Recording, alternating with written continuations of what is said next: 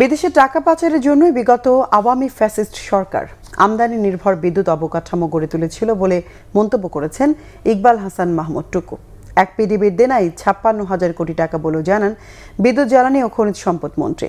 রাজধানীতে ইঞ্জিনিয়ার্স ইনস্টিটিউশনের প্রতিষ্ঠাবার্ষিকীর অনুষ্ঠানে বিদ্যুৎ মন্ত্রী বলেন, আগামী ৫ বছরে ৫,০০০ মেগাওয়াট অর্থাৎ বছরে ১,০০০ মেগাওয়াট সোলার বিদ্যুৎ উৎপাদনের লক্ষ্য নিয়ে সরকার কাজ করছে।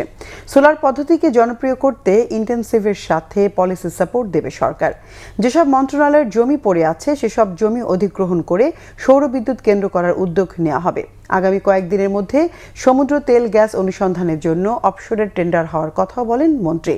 বাপেক্সকে শক্তিশালী করতে 2টি রিগ কেনা সহ সরকারের উদ্যোগের কথাও তুলে ধরেন তিনি। বিগত সরকার ফ্যাসিস্ট সরকার টোটালি ইম্পোর্ট বেস সিস্টেম তৈরি করে দিয়ে গেছে। ইম্পোর্ট বেস সিস্টেম করার অর্থই হচ্ছিল যে এই দেশের টাকা পাচার করে নিয়ে যাওয়া, এবং সেটাই তারা করেছেন। যার ফলে আজকে ওই যে আমার পিডিবির চেয়ারম্যান গালে হাত দিয়ে বসে আছে, মাঝে মাঝে দেখি মাথায় হাত দিয়ে বসে থাকে। ৫৬,০০০ কোটি টাকার দেনা তার মাথার উপরে।